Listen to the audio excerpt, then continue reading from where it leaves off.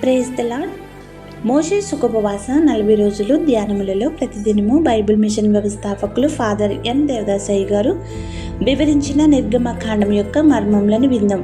ఈ పాఠం వీడియోని కింద డిస్క్రిప్షన్తో లింక్తో ఇవ్వబడింది, దానిని నొక్కి చూడగలరు.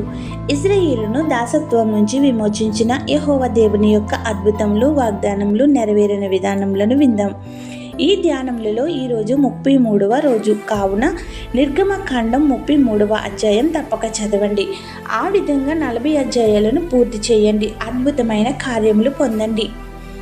ఆగస్టు 2వ తేదీ 2025 శనివారం కొరకు ఏర్పాటు చేయబడిన ఈరోజు దేవుని వాక్య వాగ్దానం ఎజ్కేలు గ్రంథము 36వ అధ్యాయము 26వ వచనము. నూతన హృదయము మీకిచ్చేదను, నూతన స్వభావము మీకు కలుగజేసేదను. ఆమేన్. ప్రియమైన దేవుని జనాంగమా, యేసుక్రీస్తును హృదయపూర్వకంగా ఆరాధించి మనకు ఆయన పాత హృదయము తొలగించి నూతన హృదయమును, పాత స్వభావం తీసివేసి కొత్త స్వభావమును ధరింపచేయువాడై ఉన్నాడు. నూతన హృదయం కావాలంటే మన మనసులో చెడు ఆలోచనలు రానియక సైతాను శక్తుల తలంపులకు తాళం వేయాలి. ఆ తలంపుల వల్ల పాత హృదయ ఆలోచనలు కలిగి ఉంటాం. తద్వారా నూతన హృదయమునకు ద్వారం తెరవబడదు.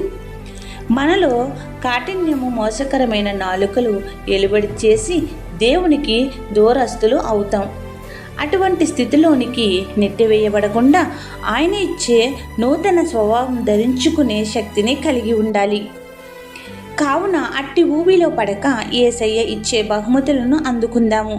ఆయనకు సమీపంగా ఆయన సన్నిధిలో నూతన హృదయం ధరించుకుని నూతన స్వభావంతో నూరంతల ఆశీర్వాదములు పొందగల దైవస్థితిని దేవాది దేవుడు దయచేయునుగాక. ఆమేన్. ప్రార్థన. మా హృదయాంతరంగములు ఎరిగిన మా క్రీస్తు ప్రభువా, ఈరోజు వాక్య వాగ్దానం ద్వారా మాతో మాట్లాడినందుకు కృతజ్ఞతాస్తుతులు సమర్పించుకుంటున్నాము. నిన్ను నమ్ముకున్నట్టు ద్వారా మా జీవితంలో ఉండే పాత స్వభావ హృదయమును, వాటి ఆలోచనలు కొట్టివేయము. మా హృదయాంతరంగంలో నీ వాక్య వాగ్దానం ద్వారా నూతన స్వభావం ధరింపచేసి అట్టి గొప్ప స్థితిలో నిలపమని వేడుకుంటున్నాము. ఎవరైతే ఈరోజు పెళ్లి రోజులు, పుట్టినరోజులు జరుపుకుంటున్నారో, ఇతర శుభకార్యములు చేసుకుంటున్నారో నీ బిడ్డలపై నిండుగా దీవెనల వర్షం కుమ్మరించుము. ఎవరైతే బాధలలో, శ్రమలలో, కష్టములలో, ఇబ్బందులలో, నష్టములలో, అప్పులలో, దుఃఖములో, అనారోగ్యములతో ఉన్నారో వారికి నీ ఆదరణ ఇచ్చి గొప్ప స్వాంతన చేకూర్చి ఆదుకొనుము. ప్రార్థన వినిచున్న ప్రతి నీ బిడ్డకు అన్నింట విజయమిచ్చి సాక్షులుగా నిలవబెట్టుము. ఈ ప్రార్థనలో పాల్గొంటున్న ప్రతి బిడ్డ యొక్క మనవిని ఆలకించి వారి సమస్యల నుండి ఉపశమనం కలిగించి దీవెనలు కుమ్మరించమని వేడుకొనుచున్నాము. ఈ పరిచర్య చేయుట ద్వారా మాకు కావలసిన వాటిని నూరంతలుగా అనుగ్రహించుము.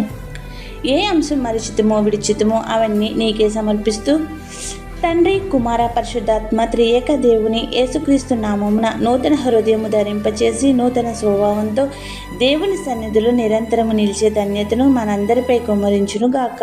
ఆమేన్. ఇట్లు దేవుని సువార్త పరిచర్యలో మీ సహోదరి. ఆమేన్. God bless you. అందరికీ మరణాత.